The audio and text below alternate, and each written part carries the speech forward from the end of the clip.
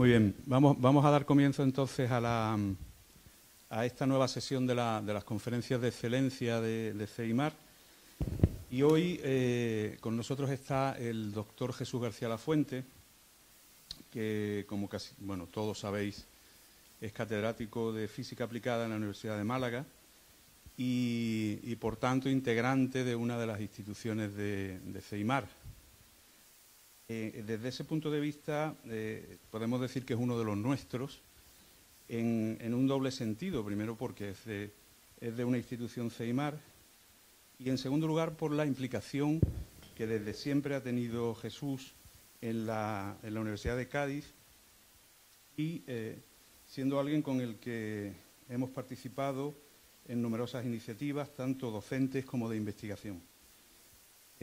Jesús ha participado en varios proyectos de investigación nacionales y europeos con investigadores de la UCA, tanto del área de física aplicada como del área de ecología, y desde principios de los años 90 pues participamos conjuntamente en campañas como Canigo o antes de esas campañas, en las campañas Istio-Alborán con el Instituto Español de Oceanografía. Hemos coincidido en campañas, como digo, siempre en el ámbito de lo que podemos llamar los mares de CEIMAR, tanto el Estrecho de Gibraltar como el Mar de Alborán o el Golfo de Cádiz. Además, ha sido alguien muy vinculado a la docencia en esta facultad, especialmente volcado en la impartición de másters, como de hecho en estos días, ayer mismo, estuvo dando clases del máster de oceanografía de nuestra facultad y lleva haciendo esta labor de colaboración pues, prácticamente desde el inicio de nuestra facultad, que ahora cumple 25 años. Bien, Jesús ha dedicado su carrera profesional, como también sabéis, fundamentalmente al estudio de la oceanografía del Estrecho de Gibraltar, en el que es un referente indiscutible a nivel mundial. Cualquiera que quiera acercarse al conocimiento de la oceanografía de esta zona, pues necesariamente tiene que acudir a los trabajos de Jesús García Lafuente.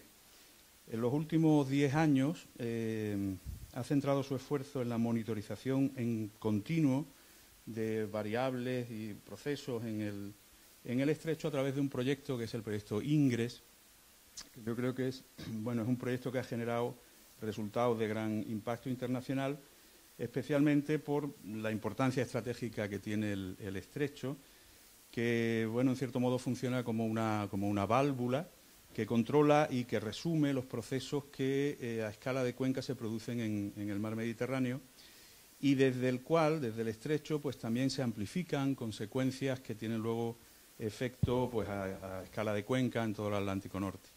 De hecho, en estas interacciones entre escalas es precisamente del tema que nos va a hablar en su conferencia de hoy. La verdad es que el Estrecho de Gibraltar está en el corazón, yo diría, del propio CEIMAR. Es un punto singular, es el centro geográfico de este ámbito territorial. En él tienen lugar procesos pues, muy energéticos, como también conocéis, con una alta variabilidad de corto plazo, con gran influencia en las cuencas que lo rodean. De hecho, recientemente hemos impulsado desde CEIMAR la creación de lo que hemos denominado el Observatorio Medioambiental del Estrecho de Gibraltar, que es una iniciativa a la que le hemos querido dar mucha importancia dentro de CEIMAR y en la que hemos pedido a Jesús que sea el coordinador de la iniciativa, en una decisión que yo estoy seguro que ha sido muy acertada. No es una decisión mía, sino un poco del colectivo de personas que tenemos responsabilidad en este tema, ¿no? Él generosamente aceptó la propuesta en un gesto que de nuevo le honra y por el que le estoy especialmente agradecido. El poner en valor este observatorio no va a ser una tarea fácil, pero desde luego teniendo a Jesús un poco a la cabeza o en el liderazgo de la iniciativa, pues las posibilidades de éxito van a aumentar considerablemente. Yo me siento afortunado de tener una relación profesional y personal intensa con Jesús, desde que hace muchos años fue profesor mío y de algunos de los que estamos aquí en los cursos de doctorado de oceanografía que él impartía en la Universidad de Málaga. De eso hace ya mucho tiempo. Estoy hablando de los años 80 del siglo pasado. Desde entonces hemos tenido proyectos de investigación conjuntos, hemos compartido campañas, hemos escrito algún artículo. En la última época, además, hemos coincidido, y eso también, en fin, nos ha unido bastante. Hemos coincidido en el Ministerio en Madrid en tareas de evaluación de proyectos, etcétera. Él como coordinador de ANEP y yo como gestor del área de CISMAR. Y ha sido una oportunidad también de conocer de primera mano, de cerca, pues la valía profesional de Jesús y su categoría científica. Os dejo con Jesús, que es quien tiene que hablar hoy, agradeciéndole de nuevo su disponibilidad, su gentileza con nosotros, su fuerte compromiso con CEIMAR, que lo ha tenido desde siempre, y os dejo con él y con esta conferencia en la que, bueno, que se titula, como veis, en la pantalla, aunque ahí ha cambiado el título, debería ser cómo los procesos de gran escala afectan a los de pequeña escala y viceversa. Ahora nos explicará los cambios. Así que nada más, os dejo con él. Muchas gracias, Jesús. Y tenéis la palabra.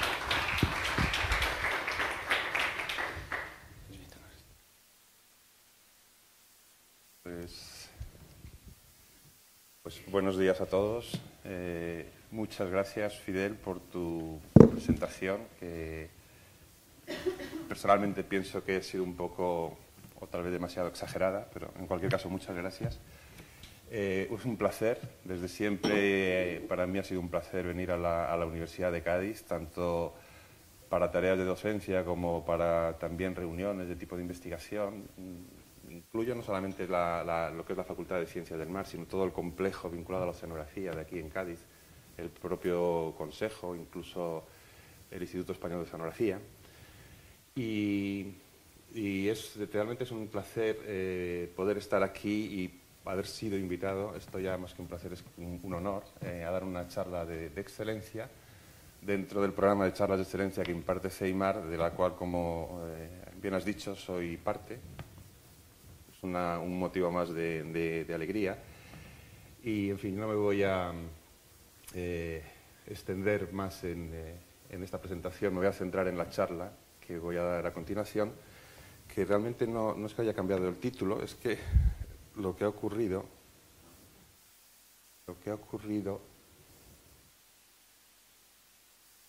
es que quería probar que una película iba a funcionar. Entonces hemos llevado hasta esa transparencia para probarlo. El título de la charla es, bueno, el que veis ahí básicamente es lo que has comentado, fenómenos de gran escala versus fenómenos locales y viceversa. Un ejemplo próximo, el Estrecho de Gibraltar. Sí, la idea es un poco dejar plasmado cómo las escalas oceánicas interfieren.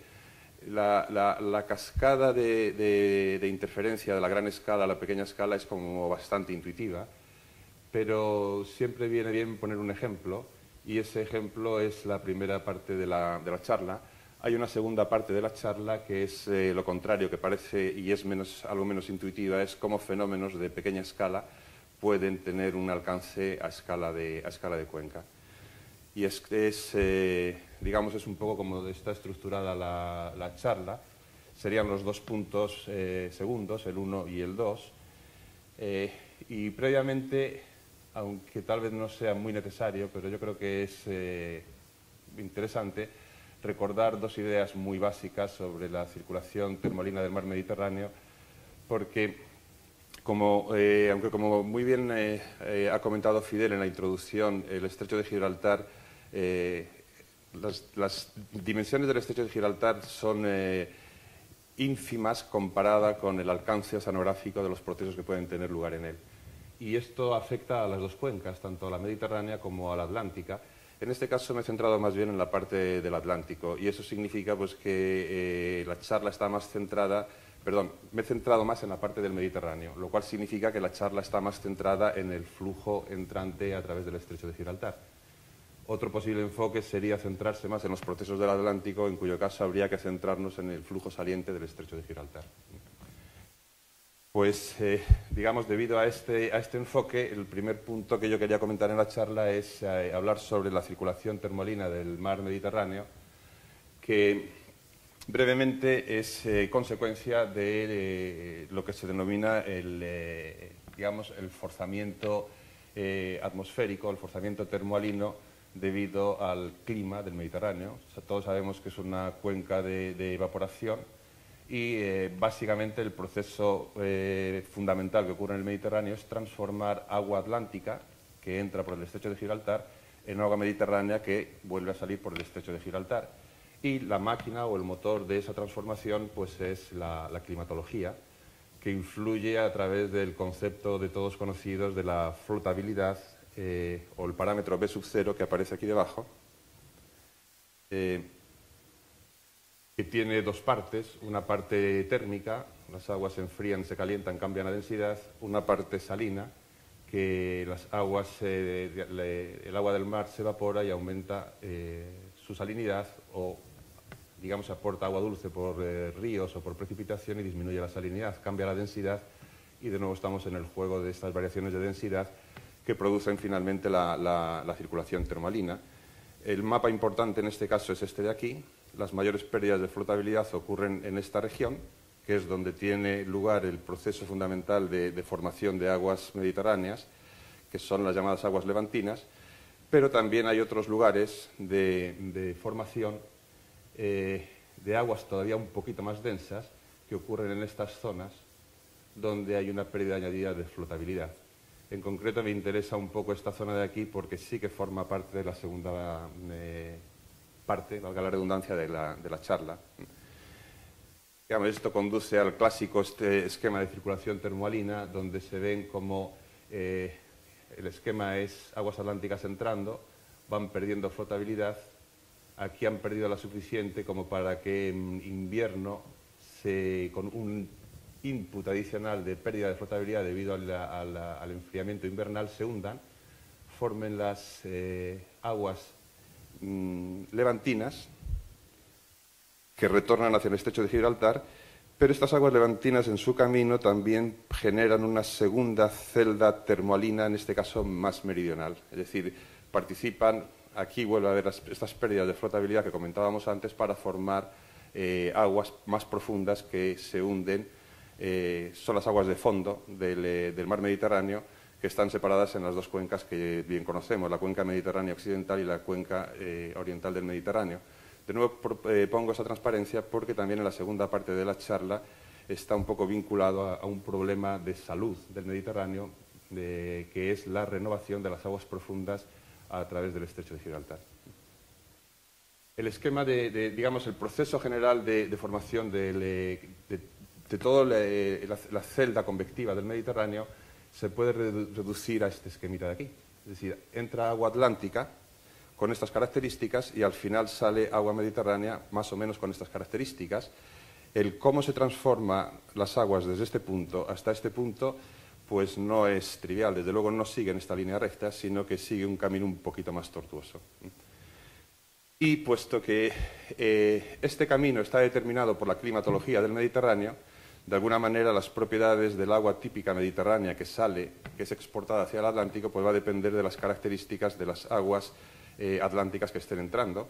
Y si estas características cambian, las características del Mediterráneo también cambian.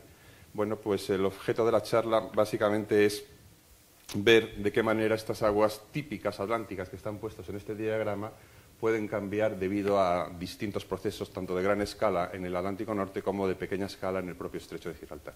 Entonces, esta era un poquito la introducción que quería hacer para centrar también la charla sobre la circulación termalina, de la cual ya pues no voy a comentar nada más. Y paso a hablar de la primera parte de la charla, de cómo, digamos, procesos de gran escala afectan a los de menor escala.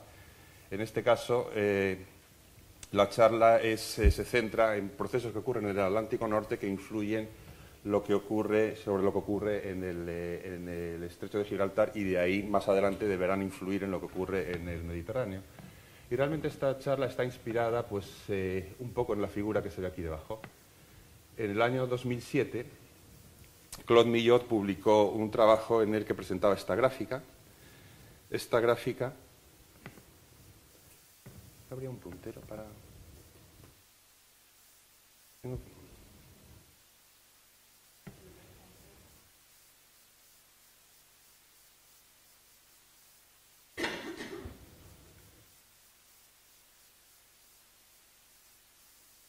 Bueno, os comento, esta gráfica es cuanto menos espectacular.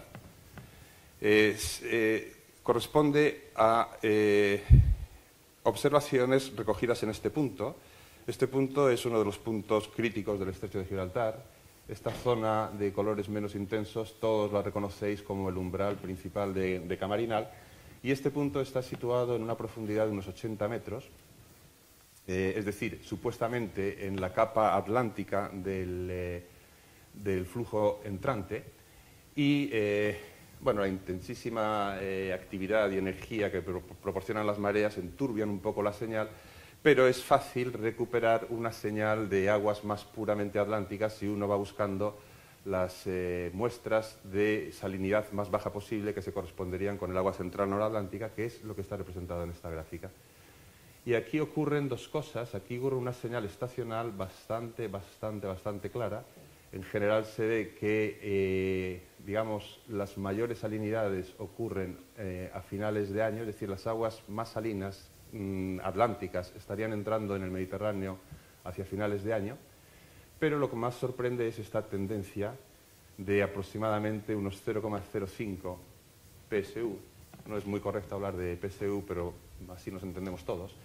0,05 PSU por año, que eso es aproximadamente 10 veces mayor que cualquiera de las mencionadas con anterioridad en las tendencias encontradas en las aguas atlánticas. Y esto es relevante porque, y aquí pongo un ejemplo, también Claude Millot un año antes había publicado un trabajo donde volvía a aparecer esta figura, y ahí hacía referencia a aguas que habían sido observadas en Gibraltar en la década de los años 85-86 durante el famoso Gibraltar Experiment, y estas muestras de agua o estas otras propiedades del agua tomadas precisamente en la misma posición que mostraba en mi gráfica anterior. Y se había visto una salinificación notable en las aguas, que aproximadamente unos 0,06 PSU entre los 20 años de diferencia que mediaban entre estas dos medidas, lo cual daba una tendencia de aproximadamente 0,003 PSU por año. También, digamos, basándose en datos de la estación de Difamed que tienen en el Golfo de León, mantenida por digamos, Ifremer en Francia, pues también se analizaron, en ese trabajo se analizaron tendencias en el Mediterráneo. Hay bastantes más datos de estos, pero vamos, este también es otro trabajo muy clásico, donde se veía que, sobre todo en la capa profunda, que es donde están las aguas mediterráneas, en esta de aquí, pues se veía una tendencia también muy clara del orden de esto de 0,004. Estas tendencias son como 10 veces más pequeñas que las que se mostraban en la anterior gráfica de las aguas atlánticas, y siempre están asociadas a la climatología, digamos, están vinculadas al cambio climático, al cambio del forzamiento atmosférico, meteorológico sobre el mar Mediterráneo. O sea que se estaba hablando de esto como de un proceso vinculado al propio Mediterráneo. Pero claro, a la vista de la gráfica anterior uno se plantea si todas las tendencias que se pueden encontrar en el Mediterráneo no son consecuencia de la climatología, sino que vienen ya directamente importadas desde el Atlántico en su origen. Así que de alguna manera pues el tema merecía la pena investigarlo. Y, de hecho, bueno, pues esa tendencia tan espectacular intuitivamente era insostenible. Y la gracia que tiene a veces la investigación observacional pues es la que se ve aquí. En ese mismo punto se estuvieron tomando medidas más tiempo. Desgraciadamente en el año 2009 la estación de medida se perdió, pero dio tiempo a darse cuenta de que la tendencia, esta que se veía durante los años 2003-2007, que se corresponde con lo que está encerrado en este cuadradito, desapareció a partir de ese año. O sea, realmente era una variabilidad interanual que, casualidades de la vida, se extendía justo en el periodo de datos analizados por Claude Millot. Pero en cualquier caso esto no quita interés al asunto de por qué ocurren estas cosas y qué consecuencias pueden tener. Y este es un poquito el asunto sobre el que va la charla. En primer lugar, investigar para entender la variabilidad interanual o las tendencias de corto término, pues uno debe de entender la variabilidad anual, es decir, la variabilidad estacional.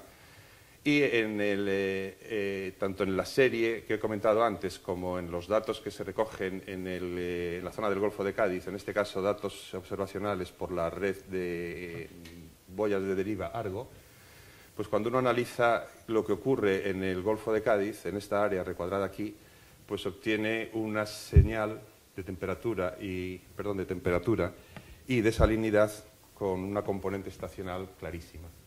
Una componente estacional que va decreciendo con la profundidad, con lo cual, digamos, a partir de los 100-150 metros, pues va desapareciendo. Pero es que las aguas que entran por el estrecho de Gibraltar, pues provienen, esta es una composición para ver a qué profundidad encontramos las características de las aguas que habíamos visto en la estación del estrecho, en el Golfo de Cádiz, y vienen a ser pues, en los 100-120 metros. Es decir, está todavía bajo la influencia de esta señal estacional tan clara que aparece en los datos de deriva Argo. Ya se ve alguna pequeña diferencia en cuanto a la señal de temperatura y la señal de salinidad. La señal de temperatura es bastante más regular y tiende a decrecer más rápidamente con la profundidad. La señal de salinidad tiene una componente estacional bastante clara, pero no tan clara como en el caso de la temperatura. Y luego hay también una segunda diferencia a nivel intuitivo, y es que la señal de temperatura es inmediatamente relacionada con el ciclo solar. El ciclo solar calienta en verano, alcanza su máximo de almacenamiento de energía térmica en otoño y disminuye a partir de ese momento. De alguna manera esto está vinculado a los flujos a través de la superficie. Claro, para la salinidad uno podría pensar que ocurre lo mismo. También hay un flujo que puede inducir una señal de salinidad, que sería la evaporación. Pero si ese fuese el caso, lo que ocurre es que de entrada ese ciclo no es tan claro, y desde luego la duda fundamental es si realmente el ciclo estacional en la salinidad es un problema de evaporación o tiene otros orígenes. Y esta es un poquito la idea. Bueno, esto es poner números a lo que hemos comentado antes, es hacer un análisis estacional, es decir, bueno, a ver qué importancia tienen las señales de temperatura y de salinidad. Pues arriba está un poco lo que uno obtiene de hacer un análisis de la salinidad. Este sería la amplitud de la señal estacional en función de la profundidad recogido en ese cuadradito que habíamos visto en la transparencia anterior. Y como referencia he dibujado la señal semianual. La señal semianual, de alguna manera, bueno, habría que buscar el origen, pero desde el punto de vista matemático lo que hace es distorsionar la señal anual de una sinusoide pura. Entonces, aquí se ve que en el caso de la salinidad, pues en la superficie muy cerquita la señal es bastante sinusoidal, pero a partir de una cierta profundidad esto ya queda como bastante más oscurecido, cosa que no ocurre con la temperatura, que es una señal puramente estacional, sinusoidal. Prácticamente la señal semianual no tiene ninguna importancia. Y una cosa que sí que merece la pena insistir sobre ello es que cuando se hace este mismo análisis a los datos observados en la estación del estrecho, pues se encuentra con que la amplitud tal vez sea un poquito más pequeña de la que... La amplitud es un poquito más pequeña de la que dan los datos, pero el acuerdo con las fases es extremadamente alto, además que es sorprendente. Los datos, es decir, la señal estacional que se observa en Gibraltar ocurre exactamente a la vez que la señal estacional que se observa en la parte más externa del Golfo de Cádiz. Bien, digamos que de aquí ya uno empieza a sacar, vuelve a confirmarse el hecho de que las señales de temperatura y salinidad tienen distintos orígenes, y en tanto que la señal de temperatura intuitivamente se puede relacionar muy claramente con el ciclo solar, el de la salinidad no resulta tan claro. Y a partir de este momento, pues la idea es buscar qué posibles variabilidades ocurren en el Atlántico Norte que puedan influenciar la zona del Golfo de Cádiz. Y lo primero que a uno se le ocurre es la circulación general de todo el Atlántico Norte, el giro subtropical del Atlántico Norte. Este es un mapa muy reciente. Lo pongo expresamente también pues, para potenciar la investigación que se hace en este país. Esto es del programa SMOS. Cuyo, digamos, procesado de datos pues lo hacen en el Consejo en Barcelona, con el Instituto el BEC de Barcelona. Estos son mapas que han generado muy recientemente, de hecho es del año 2013, y es salinidad medida por el satélite SMOS.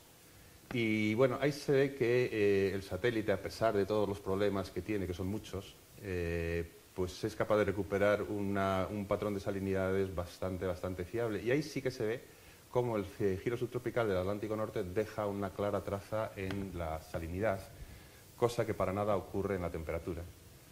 Es decir, puede que el origen de la señal de salinidad esté vinculado al giro subtropical, a la señal que se asociada a la variabilidad del giro subtropical del Atlántico Norte, cosa que ese tipo de variabilidad no afectaría aparentemente a la temperatura, que no muestra ninguna traza de esa circulación del giro subtropical.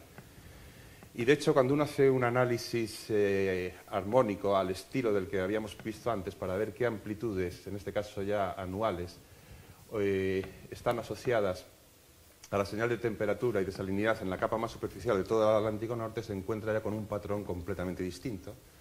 Se ve que en el caso de la salinidad, prácticamente toda la región del Atlántico Norte no ofrece ningún tipo de señal estacional. Es decir, uno no encuentra una variabilidad estacional en la superficie, excepto en esta pequeña región de la parte oriental del Atlántico, donde la señal es distinta de cero, que está ampliada aquí. Esta es esa región ampliada. Los valores tanto de amplitud como de fase se corresponden pues, con lo que habíamos visto en las transparencias anteriores. Cuando uno repite este análisis para la temperatura, se encuentra con un patrón zonal. Digamos, esta es la amplitud que va siguiendo los paralelos, y esto pues también es un claro reflejo de, digamos, la altura que va tomando el Sol a lo largo del año. Pues cuanto más en verano, pues la señal de temperatura avanza más hacia el norte y se retira en invierno. Los patrones son completamente distintos. No hay una señal muy clara, insisto, de salinidad superficial en la mayor parte del Atlántico. Es verdad que en lugares como este, desembocadura del Amazonas o aquí del río San Lorenzo en Canadá, pues sí que se introduce esa señal, pero esto está claramente vinculado a las descargas fluviales. Pero en el océano abierto y en la región del Atlántico subtropical, solo en la parte más oriental existe esa señal. Bueno, parece que una conferencia de excelencia alguna fórmula hay que poner, no voy a insistir sobre ellas, pero ahora el análisis es decir, bueno, ¿cuál es el origen de estas señales estacionales? Pues uno tiene que recurrir a la ecuación de advección-difusión, que es esta primera que está aquí. Esta es la ecuación de advección-difusión, que tiene un problema, matemáticamente tiene un problema, porque en esta ecuación no tienen cabida los términos de flujo a través de la superficie, con lo cual, bueno, pues se manipula un poquito, hay técnicas matemáticas para hacerlo, y al final se llega a esta versión de la ecuación, donde sí que voy a comentar lo que significa cada término.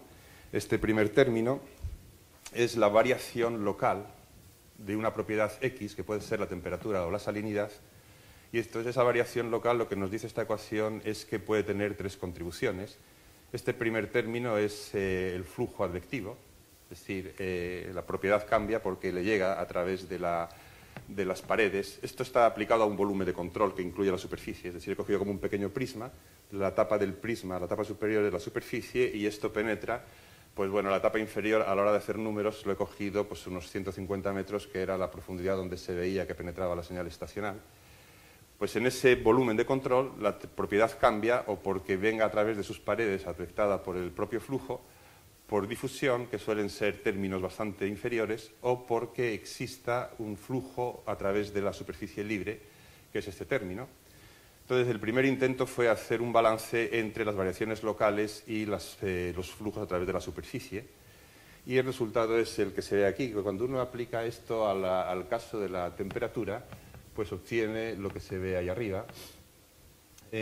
Por un lado, digamos, la curva azul son observaciones experimentales, son los datos de Argo, que van describiendo el ciclo estacional, y la línea roja, también en el caso de, digamos, también hemos cogido datos de un modelo numérico, en este momento todavía no quiero hablar de ello. La línea roja es el flujo a través de la superficie. Entonces se ve que en el caso de la temperatura prácticamente el 80% o incluso más de la señal estacional está explicada por el flujo superficial. Nada nuevo porque es, ya digo, que no solamente es intuitivo, sino que es que ya en todas las gráficas anteriores esto se veía venir. Pero cuando uno intenta hacer lo mismo para el caso de la salinidad, pues se ve que primero la señal estacional no resulta tan clara, también lo habíamos visto, pero es reconocible. Desde luego lo que no hay es ningún buen acuerdo entre lo que predicen los flujos superficiales y las variaciones locales. Así que en tanto que aquí arriba, digamos, este balance entre ese término y ese término vale, en ese caso de la salinidad no sirve. El paso siguiente sería recurrir a incluir los términos advectivos. Los términos advectivos implican velocidades. Las velocidades no están muy bien definidas dentro del programa de observaciones de las boyas de deriva Argo. Así que en lugar de coger estas observaciones, pues hemos recurrido a un modelo numérico. Cuando se incluyen los tres términos, pues aquí no hay apenas variación. Aquí el balance sigue siendo entre lo azul y lo rojo, que es la variación local y los flujos. Y aquí abajo las cosas son un poquito más oscuras, pero de alguna manera si uno tiene que decidir entre estos tres términos, azul, verde y rojo, qué balance es el que predomina, pues uno casi tiende a hablar de que es el azul y el verde. Es decir, las variaciones locales están más explicadas por la advección que por los flujos superficiales. Así que digamos que, de alguna manera, la conclusión tampoco es descubrir América o redescubrir América, es que los flujos superficiales para la temperatura funcionan, no funcionan para la salinidad.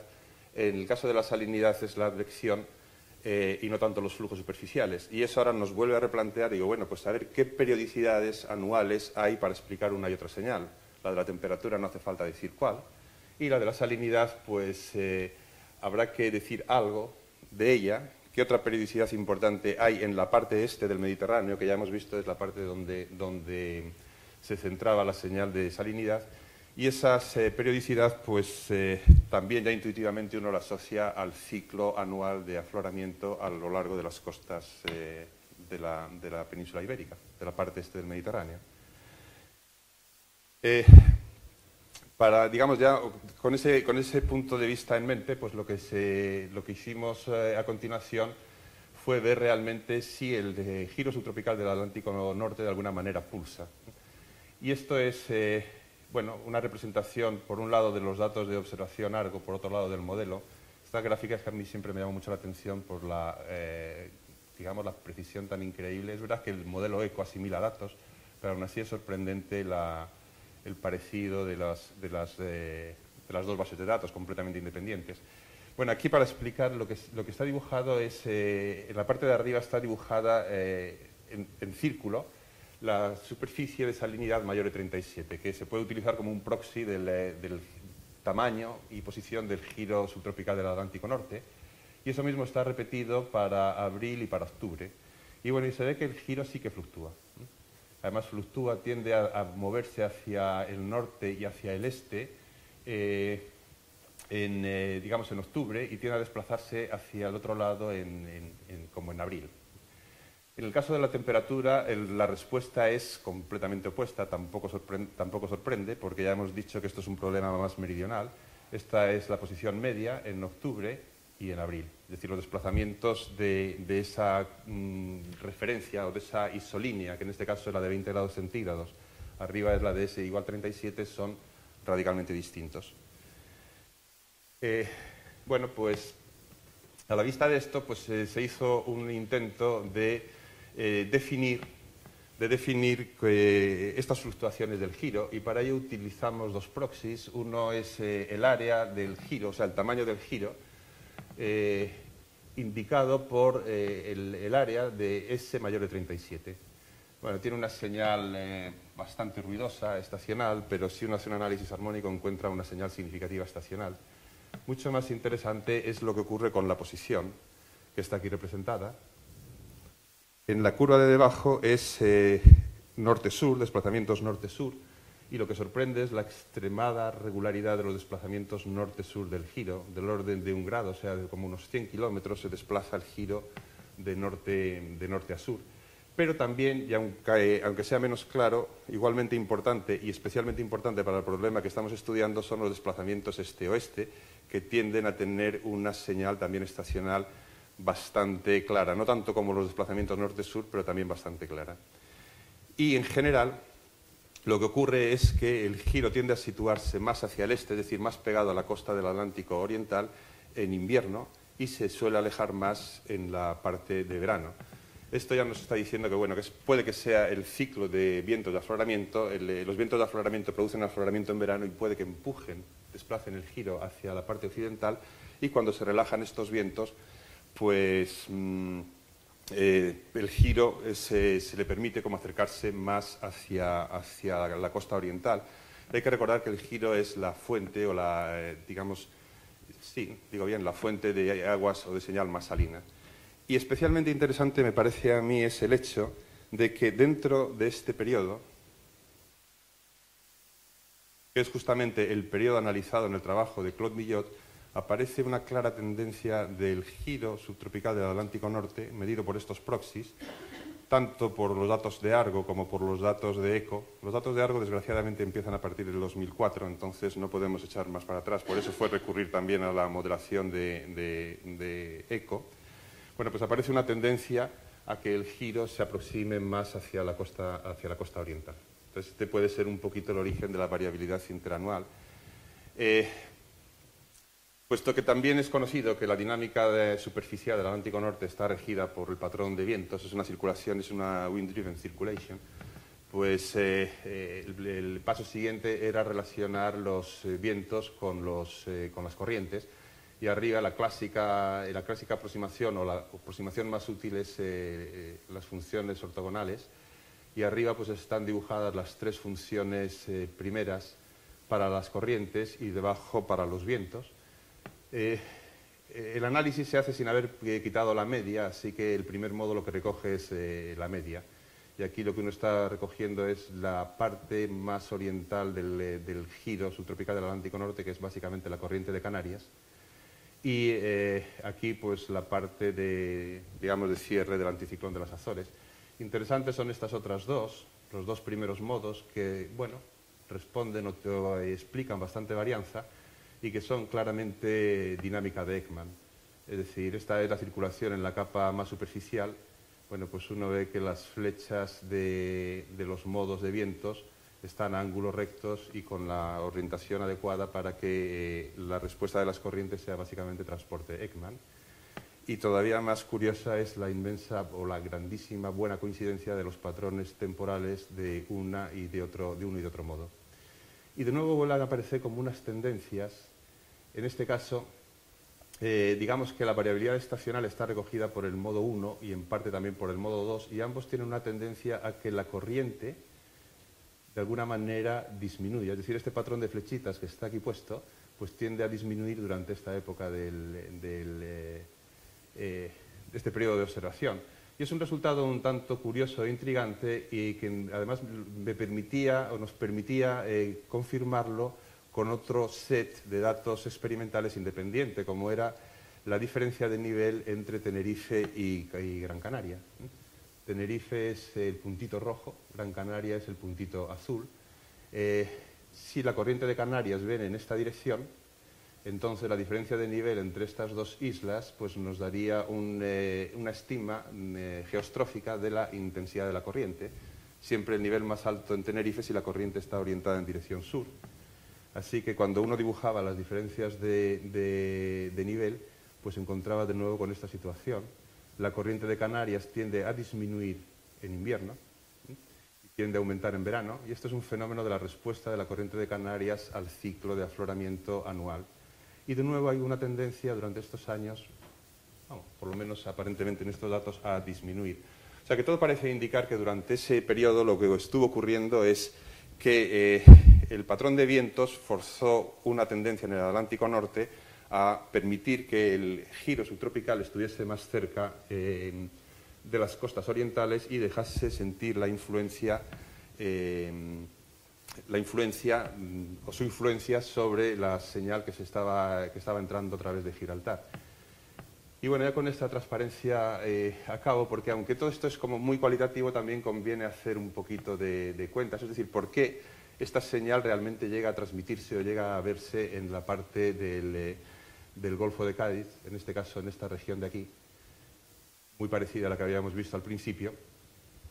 Y entonces aquí lo que se hizo fue, digamos, un estudio muy simple, basándose en la oceanografía más elemental, que es de todos conocidos, el bombeo Ekman debido al rotacional del viento. Es decir, no es exactamente el afloramiento costero, sino el afloramiento un poquito en mar abierto. Y esa velocidad de bombeo Ekman es muy fácilmente calculable como el rotacional del estrés del viento. Es decir, bueno, complicado a lo mejor hacer un poco numéricamente, pero muy sencillo conceptualmente. Y esto proporciona una velocidad vertical que en promedio tiende a ser, digamos, esta velocidad vertical, según también la teoría general de circulación de los océanos, el modelo famoso de Sverdrup, es cuando se integra de arriba, vamos, esa velocidad vertical está relacionada con el transporte meridional, que es en medias latitudes es siempre hacia el sur, o sea, esta velocidad debe ser negativa en prácticamente todo el Atlántico, pero curiosamente no lo es en la región de afloramiento de la parte este del Atlántico. Aquí es positiva esta velocidad. Entonces, claro, una velocidad vertical subiendo desde arriba, cuando se encuentra con una estructura de salinidad de este estilo, advecta verticalmente sal.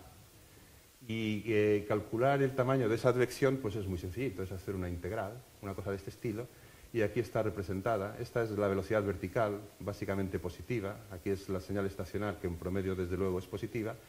Y aquí estaría la señal de salinidad que esta velocidad vertical introduciría en esa región del cuadrado. Bueno, se ve que durante la época, de nuevo el cuadradito es la época de las mediciones de Claude Millot, que están reproducidas aquí debajo, de nuevo. Estas son las mediciones de Claude Millot. Bueno, pues durante esa época aquí se ve lo que hubiese hecho el rotacional del viento, digamos, los vientos que existían durante esa época, hubiesen inducido, qué señal de salinidad hubiesen inducido en esa región. El tamaño no es el mismo, es como un 20%, un 30% en cuanto a tamaño de fluctuaciones. Aquí están representadas fluctuaciones porque en esta expresión el S sub 0 es un valor arbitrario que lo he puesto como S sub 0 igual a 0 por simplicidad. Lo que me interesa es un poco el rango de fluctuaciones y también un poco la tendencia.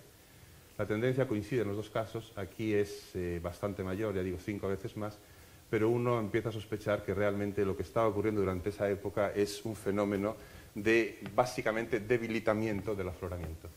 Aquí el afloramiento se ve cómo ha tendido a debilitarse. Y esto es importante porque, bueno, pues uno puede concluir con que si hay una tendencia al debilitamiento del afloramiento, pues uno espera que las aguas atlánticas que pueden entrar a través del estrecho de Gibraltar sean algo más salinas. Y esa tendencia al debilitamiento del afloramiento pues ya ha sido reportada o ha sido mencionada en algún trabajo reciente. Y estas serían un poquito las conclusiones de esta primera parte del trabajo. O sea, es interesante ver cuál es el origen de las señales, digamos, nos hace ver y comprender mejor los fenómenos que estamos observando. Con la temperatura no hay mucho que decir, pero siempre viene bien comprobar cosas que la intuición nos dice, y la intuición en este caso no nos engaña. Con la salinidad, a lo mejor, en mi caso, tenía un concepto no tan claro y me ha venido bien el comprobar que, digamos, este es un fenómeno asociado a otra periodicidad que evidentemente tiene que estar relacionada con la periodicidad solar, pero desde el punto de vista físico es distinta y es la intensificación del afloramiento, la intensificación estacional del afloramiento en las costas del Atlántico Oriental. Y esto sí que puede tener implicaciones locales en el sentido de que si esos vientos del afloramiento, y parece que el cambio climático puede ir en la línea de debilitar los vientos que inducen al afloramiento, insisto, en algún trabajo se menciona esto, pues uno puede empezar a pensar que las aguas atlánticas que están entrando en el Mediterráneo tienen una tendencia a salinificarse ya en este presente y, por supuesto, en el inmediato futuro. Y esta sería la primera parte de la charla. Yo no sé si... y la segunda, pues lo he titulado de esta manera. Esta es una charla más basada en modelos numéricos porque Como ya indica el título, es la influencia de las mareas en el intercambio a través del estrecho. La única manera y en las propiedades del Mediterráneo, y la única manera de evaluar esta influencia pues, es quitar las mareas. Y en el mundo real uno no puede quitar las mareas, pero en un modelo sí las puede quitar. Entonces digamos, una comparación de los resultados que predicen modelos numéricos en los que de momento tenemos bastante confianza y cuáles son las diferencias que predice el modelo forzado por mareas frente al modelo que no está incluyendo las mareas.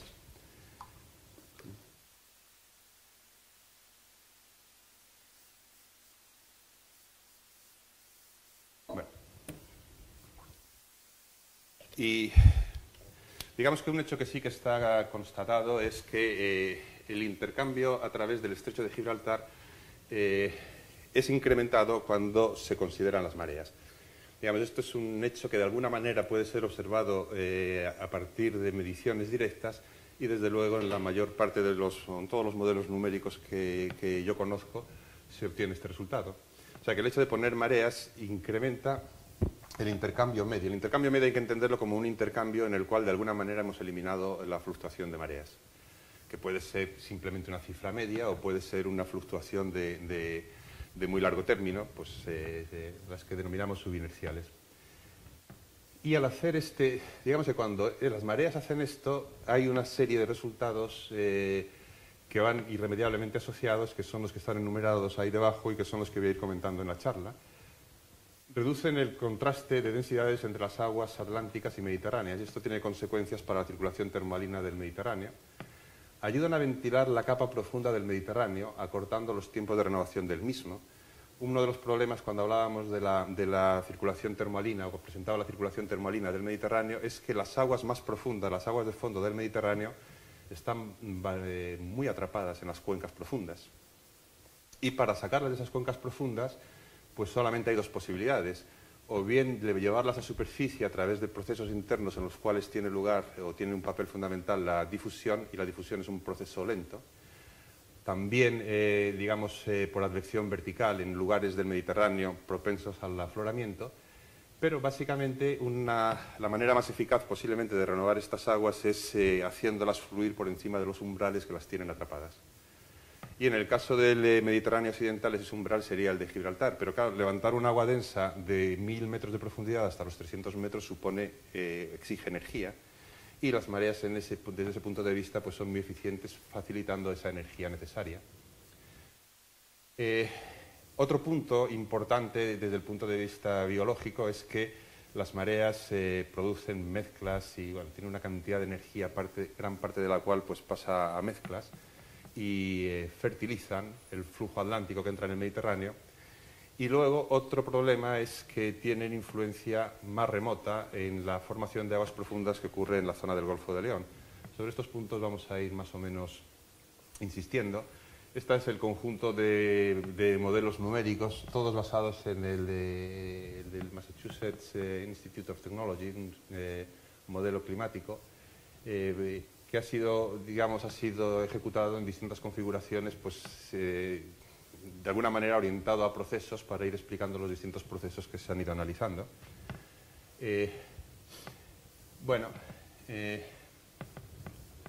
Esto es presentar el estrecho de Gibraltar, que creo que a estas alturas no merece la pena, pero sí recordar las tres secciones importantes. Esta, hablando ya y retomando un poco la presentación que ha hecho Fidel de mi persona, pues ha mencionado las estaciones Ingres, que están precisamente en este punto, porque este es un umbral que no se le ha prestado demasiada atención, pero tiene bastante importancia en el intercambio del estrecho. Este es el umbral principal de Camarinal y este es el estrechamiento de Tarifa. Es decir, ese estrechamiento es el que impone condiciones fuertes al flujo de entrada, y estos umbrales más bien controlan el flujo de salida. Bueno, una transparencia que a mí siempre me ha gustado, y es para ver cómo las mareas influyen y cambian completamente la idea que uno tiene del intercambio a través del estrecho de Gibraltar. Tres secciones, las tres secciones que he mencionado antes, y observaciones en las tres secciones tomadas durante distintas épocas, y se ve que el intercambio, pues en general, tiene una clara señal de mareas. Es decir, cuando uno va al estrecho de Gibraltar, lo que va a encontrar es una corriente que básicamente es marea. Pero también hay una diferenciación espacial muy clara, que es entre la parte este y la parte oeste. En la parte este, aunque hay mareas, el flujo raramente llega a invertir por la marea, en tanto el flujo entrante, esto es en superficie, y esto es en profundidad lo normal es que sí que vaya invirtiendo. Y cuando uno va al otro lado del estrecho ocurre lo contrario. En la superficie es bastante normal encontrar cambios debidos a la marea, pero a pesar de lo intenso de la marea, el flujo saliente no invierte. Y en el umbral de Camarinal ocurre que el flujo invierte tanto en la marea entrante como en la marea, digamos, en la capa superficial como en la capa profunda. Y es precisamente este hecho el que conduce finalmente a que las mareas ayuden a incrementar el tamaño de los flujos medios que se intercambian. Y esto, desde el punto de vista hidráulico, más físico, que no vamos a entrar en él, esto está asociado a lo que se denomina la pérdida del control hidráulico. Esas pérdidas de control hidráulico hacen que las aguas que salen del Mediterráneo, también las que entran en el Mediterráneo, no fluyan de una manera continua, sino que en un determinado momento entra un gran volumen de agua que queda atrapado entre las cuencas de Camarinal y Espartel, y ese gran volumen de agua que ha entrado de golpe a través de Camarinal, empujado por la marea, luego va evacuando lentamente a través de Espartel hacia afuera, y esos pulsos grandes de agua pues son los que hacen que el tamaño medio de los flujos intercambiados aumente. Bien, el mecanismo es, digamos, esto es poner fórmulas o poner números a lo que os acabo de comentar. Cuando uno quiere calcular el flujo medio a través de una sección del estrecho, pues uno básicamente lo que hace es multiplicar una velocidad por una sección. O sea, lo que está escrito aquí, esta omega sería una anchura representativa, esta sería una velocidad, esto sería una altura, pues omega por h superficie, u velocidad. Y si uno descompone las velocidades y las alturas en una parte media o lentamente variable y otra fluctuante que recoja la marea, y cuando hace esta operación y de nuevo esta operación vuelve a calcular el flujo medio, pues uno obtiene dos términos, que son estos dos de aquí debajo. ¿Dónde estás? Bueno, el término que es, digamos, el que uno esperaría de no existir mareas, más un término que es estos empujones, estos bolus de agua que van entrando a través de Camarinal movidos por la marea. Y esto se ve aquí muy bien. Esta simulación es curiosa. La pondré un par de veces porque si no, no nos vamos a aclarar del todo. Este es, digamos, el flujo a través de Gibraltar en la sección de Camarinal visto desde el Mediterráneo. En la parte de la izquierda es lo que uno encontraría cuando hay mareas. En la parte de la derecha, que parece una imagen congelada, es lo que ocurriría si no hubiese mareas. O sea, la parte de la derecha está cambiando muy lentamente, pero está cambiando, es lo importante. La línea negra es una supuesta interfase. Viene muy bien pues considerar, en este caso está considerada la superficie de 37,3 de salinidad en Camarinal. Es una superficie que, bueno, que está como bastante citada en los trabajos de separación. En la parte de la derecha pues es la misma superficie, pero veis que las cosas van cambiando mucho más lentamente.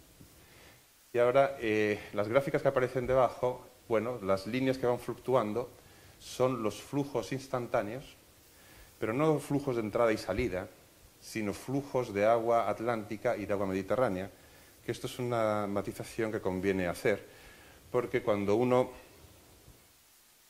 habla de flujo entrante y saliente, pues el flujo entrante, si es positivo hacia el Mediterráneo, siempre es positivo. Sin embargo, si uno habla de flujo atlántico, el flujo atlántico puede estar entrando o saliendo según el estado de la marea. Y aquí se ve pues, que el flujo atlántico, la línea verde que se va dibujando, ocurre esto, que a veces el agua atlántica está yéndose hacia el Atlántico. Y la línea roja de debajo pues, es lo mismo, pero para el flujo saliente. Y la línea gruesa que va apareciendo justo detrás de las fluctuaciones es lo que podríamos denominar el flujo medio, promediando el flujo instantáneo que va fluctuando con toda esta velocidad. Ese es un flujo promediado día a día.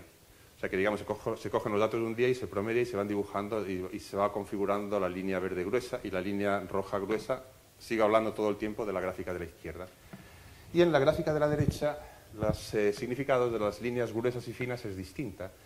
La línea fina, esta línea fina, es esta línea de aquí, a otra escala. Y la línea gruesa, ya paso a la siguiente transparencia, la línea gruesa es el intercambio que se produce con este modelo. Este es el modelo sin mareas, produce la línea verde. Este es el modelo con mareas, promediado a un día y produce esta otra línea. Claro, esto no se puede denominar todavía el flujo de largo término, pero bueno, el flujo de largo término de alguna manera volvería a ser un suavizado de esta curva más fina. Y lo que se ve es que cuando uno intenta suavizar esta curva más fina, pues hay partes o hay momentos en que los dos van a coincidir, pero hay otros momentos en que estas no van a coincidir. Es decir, el promedio de las líneas más finas dan más cantidad de flujo.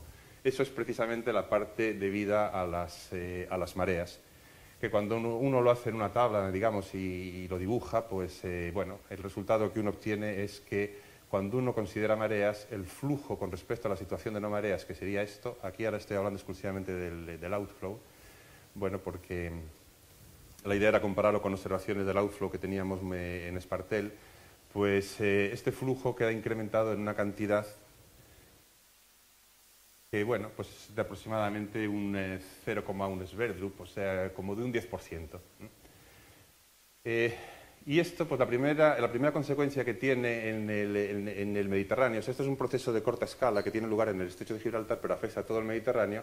La primera consecuencia que tiene es que, digamos, en un estado estacionario sin mareas, y con mareas, por supuesto, la cantidad de agua que sale tiene que igualar a la cantidad de agua que se forma. La cantidad de agua que se forma depende exclusivamente de propiedades climatológicas, esto es lo que veíamos en las primeras transparencias. Pero claro, si la cantidad de agua que sale aumenta con las mareas, al considerar las mareas, pues la conclusión que uno llega es que la densidad de las aguas que salen tiene que ser un poquito más pequeña cuando uno fuerza el estrecho de Gibraltar con mareas. Y eso pues es un poco del mismo orden, esa diferencia de densidades asociada a la acción de las mareas es del mismo orden que el aumento de flujo debido también a las mareas. Eso traducido a palabras más comunes, pues se podría concluir que el mar Mediterráneo es menos salino de lo que lo sería si no existiesen mareas. O sea, que las mareas ayudan de alguna manera a que el Mediterráneo mantenga una cota de salinidad más baja. Esto ya nos está diciendo de alguna manera que las mareas ayudan a ventilar el Mediterráneo. El siguiente paso, y vuelvo a retomar esta transparencia, es ya no solamente, digamos, el flujo que está saliendo por Gibraltar es una mezcla de agua levantina y agua mediterránea profunda. El agua levantina no necesita energía adicional para salir porque reside a alturas superiores a la del umbral de Camarinal. No hay problema en que esta pueda salir, pero esta sí que tiene problemas. Y la única posibilidad que tiene para salir es que sea aspirada por el estrecho. Y la aspiración pues, se puede estudiar en términos muy sencillos de hidrodinámica, de Bernoulli. Si yo tengo mucha energía aquí en lo alto de Camarinal, pues puedo absorber aguas de más profundidad. Esta sería la situación 2, absorbo aguas de más profundidad que si tengo menos energía disponible en Camarinal. El problema de esta ventilación, digamos que ha sido tratado en algunos trabajos que están indicados ahí, y el resultado al que uno llega es que cuando uno hace números y ve la ventilación de la capa profunda, en este caso, pues la capa profunda la hemos tomado como aquella capa cuya temperatura potencial es menor de 13 grados. Volvimos a repetir cálculos para, para hacer un estudio de sensibilidad con temperaturas menores de 12,9 grados y en cualquier caso el resultado final es que el porcentaje de aguas que se ventilan es considerablemente mayor cuando yo incluyo mareas que cuando yo no incluyo mareas. Digamos, este es el aumento porcentual. Este es el aumento porcentual del flujo total que se observa de ventilación del agua mediterránea cuando incluyo mareas. Es del orden del 8% que habíamos visto en una transparencia anterior.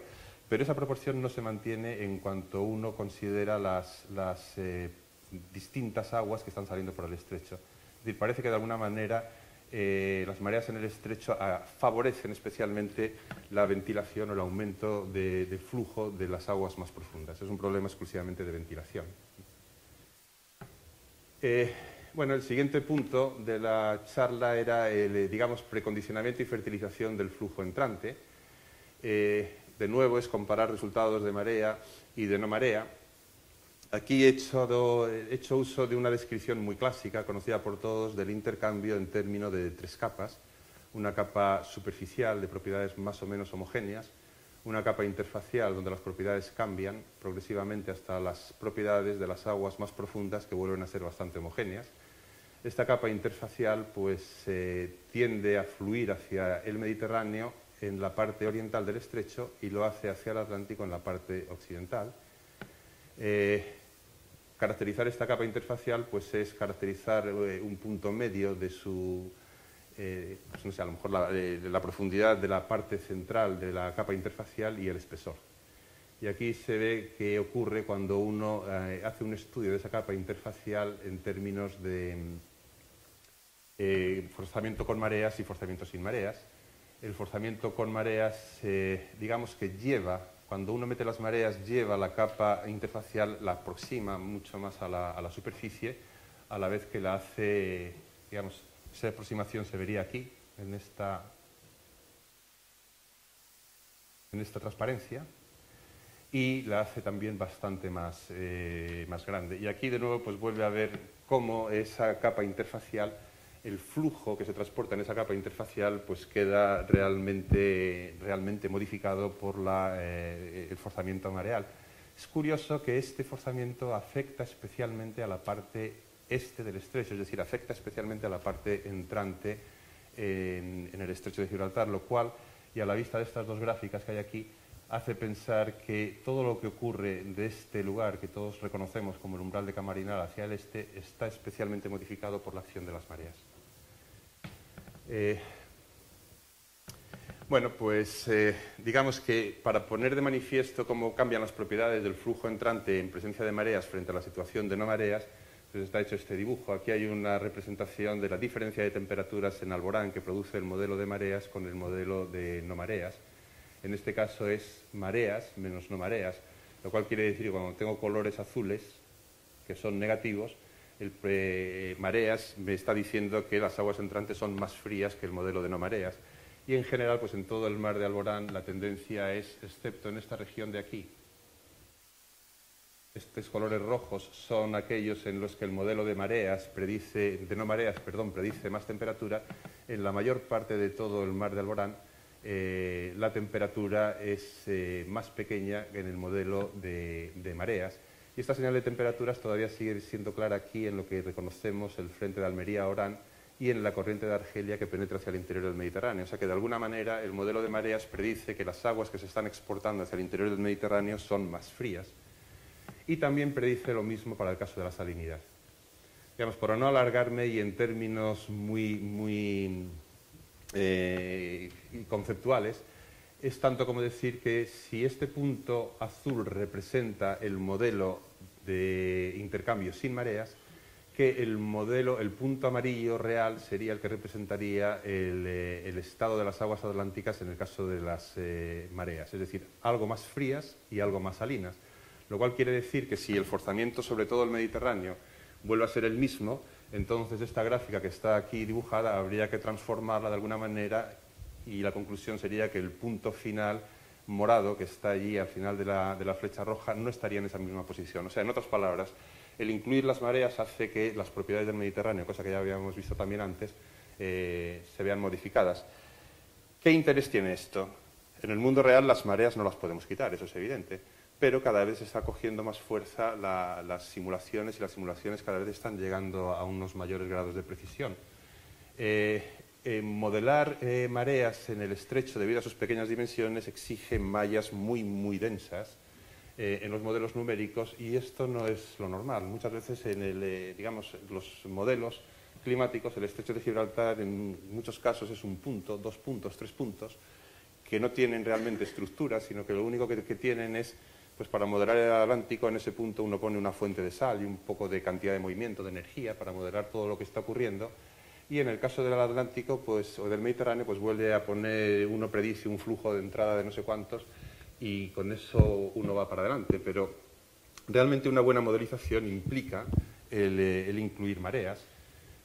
Un efecto de relevancia biológica pues es el que uno tiene aquí. Digamos, esto es una simulación hecha con acoplando un modelo biogeoquímico al modelo hidrodinámico, y aquí están las simulaciones. Digamos, en este caso está representada la clorofila A y la producción primaria integrada. En el caso de... Está justo al contrario, perdón. Esto es no mareas y esto es mareas.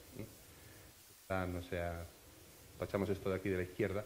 La parte de arriba es cuando no hay mareas. Bueno, pues se reproduce un poco la oligotrofía de los giros anticiclónicos, la parte altamente productiva de esta región, pero nada que ver con lo que ocurre cuando uno incluye el modelo de mareas. Digamos, los valores se multiplican, pues como mínimo se cuadruplican. La estructura sale muchísimo más, digamos, tanto en clorofila como en producción primaria. Se ve que la parte más, al menos la parte más occidental del mar de Alborán sufre un cambio espectacular, y fenómenos, pues no sé, por ejemplo, como también bien conocido, que aquí en la zona del Cabo de Trafalgar es una zona de alta producción que no es en absoluto reproducida sin mareas, y con mareas pues emerge de una manera muy clara.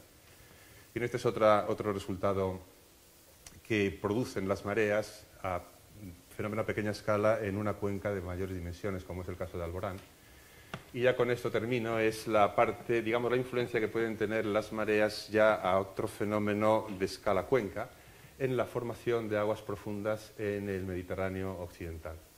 Entonces, bueno, esto es una simulación climática que se hizo un GINCAS desde el año 58 al año 67. Aquí he marcado 2 años, el año 64 y el año 65, que eran 2 años de, digamos, de forzamientos distintos. El forzamiento climático en este caso pues es esta parte de aquí. El 64 fue un año de forzamiento climático débil, el 65 fue un año de forzamiento climático muy mantenido, de los más fríos que digamos, desde luego el más frío, cuando uno integra el flujo de energía perdido hacia la atmósfera de toda esta simulación, y de los más fríos de los últimos años. Y de nuevo, pues resultados así muy breves. Formación de agua profunda. Bueno, ¿cuánto es la superficie que se predice en los modelos con marea y sin marea, donde va a tener lugar la convección profunda en el Golfo de León?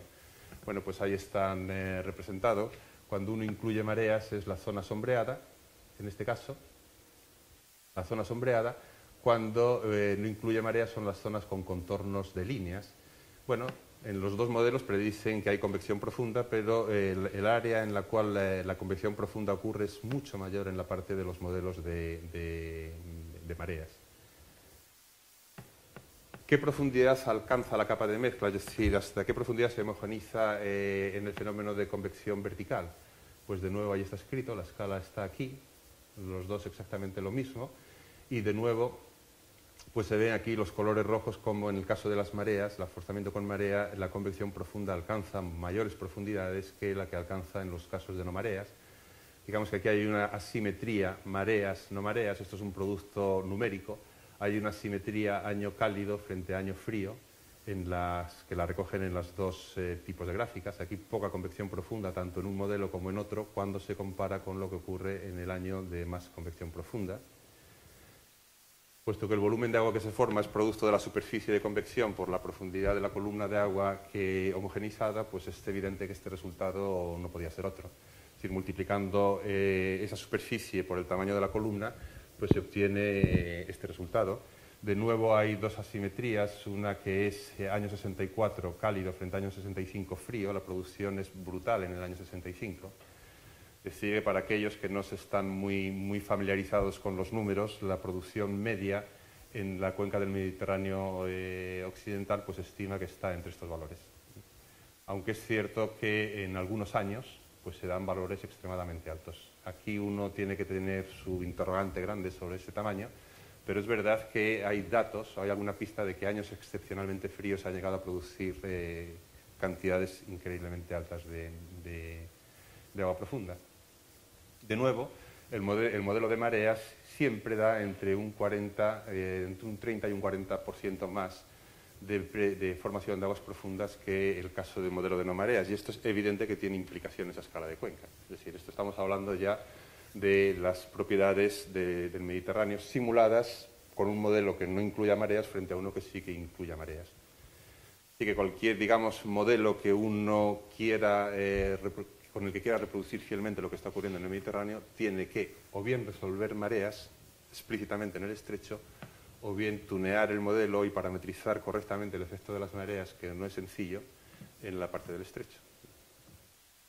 Y digamos que con esto ya está acabada las conclusiones. Lo dejo ahí para que se puedan leer. Posiblemente, digamos, lo importante, o la conclusión importante de esta charla es lo que acabo de comentar, que los modelos climáticos del Mediterráneo deben incluir el forzamiento mareal en Gibraltar, un forzamiento de pequeña escala, para reproducir correctamente la dinámica o la historia de la cuenca, que es un fenómeno a gran escala. Un ejemplo de estos está, digamos, en un trabajo interesante de V. Mikolajevic, que simuló una simulación paleoclimática del Mediterráneo. Pues él encontraba que, digamos, las aguas que él modelaba salían más cálidas, lo cual no coincidía con los proxies con los que lo comparaba, en su modelo, que no incluía mareas. Y él mismo reconocía que el hecho de no incluir mareas era lo que estaba llevando el modelo, lo estaba desviando hacia estos valores atípicos. Y nada más, simplemente gracias por la atención y espero no haber sido muy...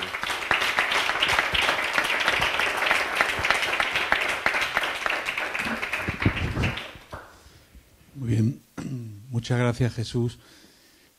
Supongo que habrá alguna pregunta. Acordaros de darle al botoncito del micrófono el que quiera preguntar.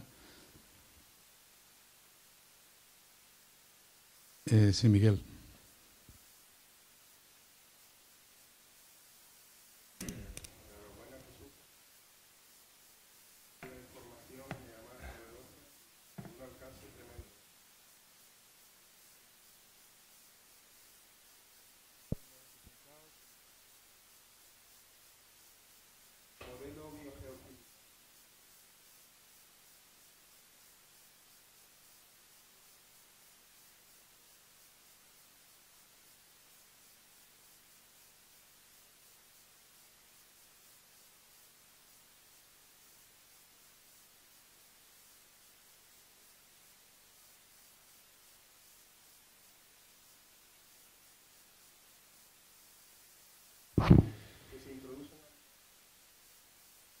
Sí.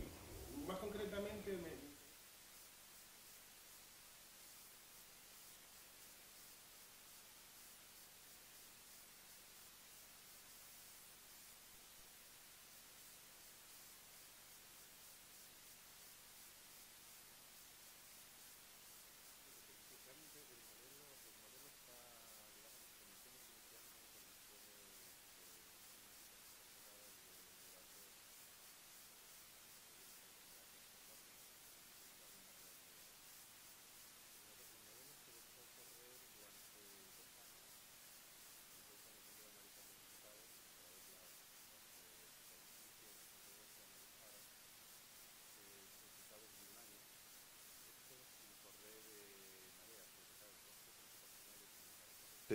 digamos, se pasaron 2 años como de warm-up del modelo, 1 año para analizar datos, y dentro de ese año para analizar datos lo que se hizo fue, tomando la situación del modelo de no mareas como condición inicial para un forzamiento mareal, se forzó el modelo con mareas durante un periodo de 2-3 meses.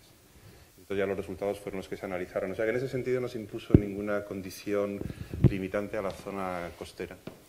Y de hecho uno de los resultados más curiosos es realmente el modelo donde más cambios predice, y no era, digamos, que eso sí que parece que le da credibilidad, es en las zonas más costeras, donde sí que realmente hace un aumento brutal de la producción primaria y de la...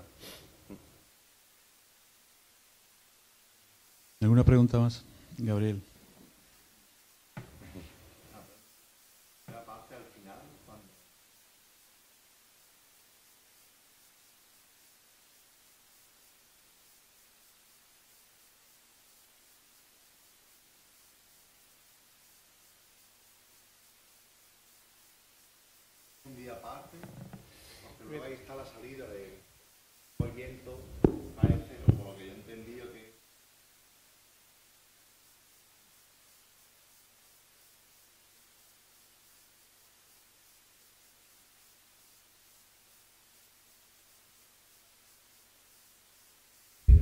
No, bueno, teóricamente, digamos, esto está basado un poco en el bombeo Ekman, en la teoría clásica del bombeo Ekman. Te viene a decir que el bombeo Ekman es un efecto movido por el viento, pero que afecta prácticamente toda la columna de agua. Es verdad que la teoría de Ekman, en el caso del bombeo Ekman, las condiciones que impone son muy claras. O sea, impone un océano, bueno, no exactamente en reposo, pero no con unas cizallas grandes de velocidades, no costas. Este fenómeno... el fenómeno en sí no debe de tener un límite de profundidad claro. De hecho, yo recuerdo una vez que me llamó la atención analizando datos de la corriente mediterránea que se detectaba en Galicia. Por allí fluye la corriente mediterránea a 900 metros.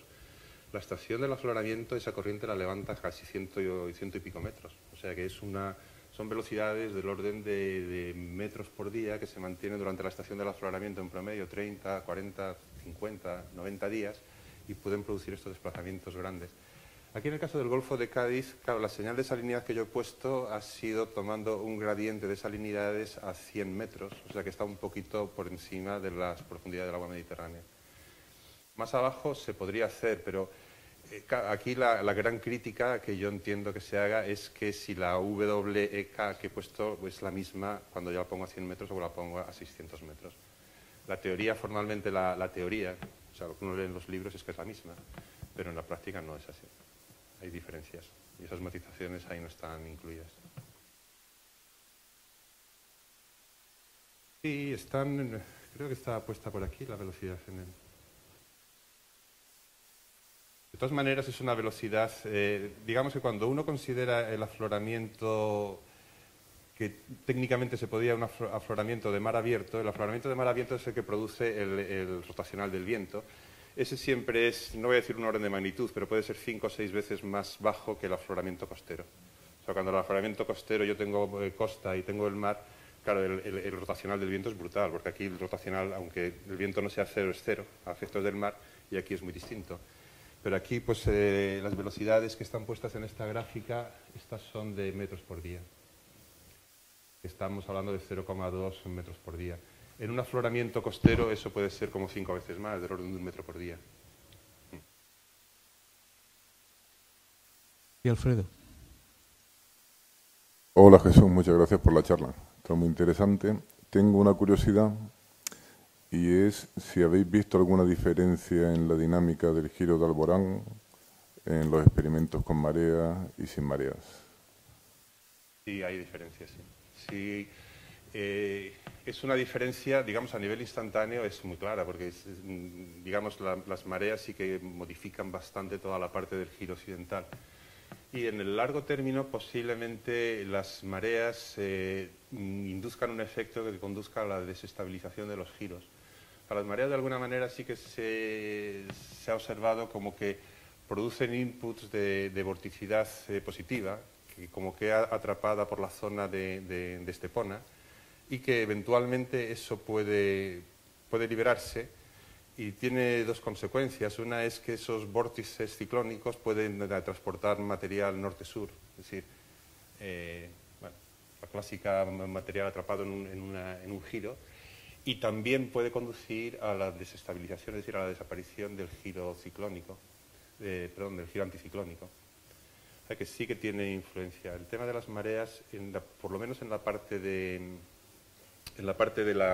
giro occidental, sí que tienen mucha influencia en la dinámica. ¿Alguna pregunta más? ¿No? A mí me gustaría preguntar, bueno, más que preguntarte, volviendo al comentario que hice al principio del Observatorio Medioambiental del Estrecho que estamos iniciando. De hecho, tuvimos una reunión no hace un mes, ¿no?, en Málaga. Y bueno, hay una comisión, en fin, en la que se está participando con integrantes de todas las instituciones de CEIMAR. Pero yo creo que es una buena ocasión con el auditorio que ha venido a ver tu charla, de comentar un poco muy brevemente, cuáles son las ideas en torno al observatorio, por lo menos en esta fase inicial, y el planteamiento que se está haciendo. Pues, hombre, el observatorio, la verdad es que una cosa que sea un observatorio medioambiental del Estrecho es algo yo creo que es necesario, vamos, sin lugar a duda en Andalucía. Andalucía es una región con una inmensa cantidad de costas y a nadie se le escapa que, bueno, que el Estrecho de Gibraltar, que es un lugar, como bien comentabas en tu introducción, un punto caliente oceanográfico a nivel planetario, tenemos la suerte de tenerlo, pues parece que es un poco el nexo de unión entre todos los mares de Andalucía. Hay muchos grupos de investigación y mucho trabajo hecho en toda la zona, no solamente el Estrecho de Gibraltar, sino también las cuencas adyacentes, que a veces no tiene la difusión que se merece. Está un poco metida en estos círculos más académicos, está metida en una... Y sin embargo hay mucha gente que realmente tiene curiosidad científica sana. No estoy hablando de científicos, sino en general de público, bueno, ajeno a esto, pero que tiene esa curiosidad, que no encuentra a lo mejor los mecanismos para encontrar esta información. Es decir, se debe potenciar varias cosas. A nivel social, potenciar la investigación que se hace en el Estrecho, ponerla al alcance de la sociedad. Pero de todas maneras también otro punto importantísimo es intentar centralizar y generar masa crítica, más interactuante entre todos los grupos científicos que están investigando por toda esta región. Entonces, uno de los objetivos del observatorio, esperemos poderlo conseguir, es fomentar este tipo de interacción. Y no sé, ya esto, como todas estas iniciativas, uno sabe cuándo empieza, pero no sabe ni cómo ni cuándo va a terminar. Ojalá el observatorio pueda despegar y convertirse en casi un centro motor de investigación y tener su propia capacidad de gestión. De momento la idea es ir pasito a pasito, es ir concentrando toda la información que de momento está un poquito más dispersa, concentrarla en... bueno, lo típico es páginas web, lugares donde sean de fácil acceso a la gente interesada y darnos a conocer, y una vez hecho ese paso previo, pues que el observatorio podamos vendernos como algo digno o merecedora de poder ser financiado por instituciones públicas, ¿no? Y en ese sentido, claro, CEIMAR es el medio, digamos, es el lugar idóneo para fomentar y promover un observatorio de este estilo. Así que a ver en qué acaba esta aventura en la que estamos todos. ¿Alguna última pregunta? Muy bien, pues nada, muchísimas gracias de nuevo por tu asistencia.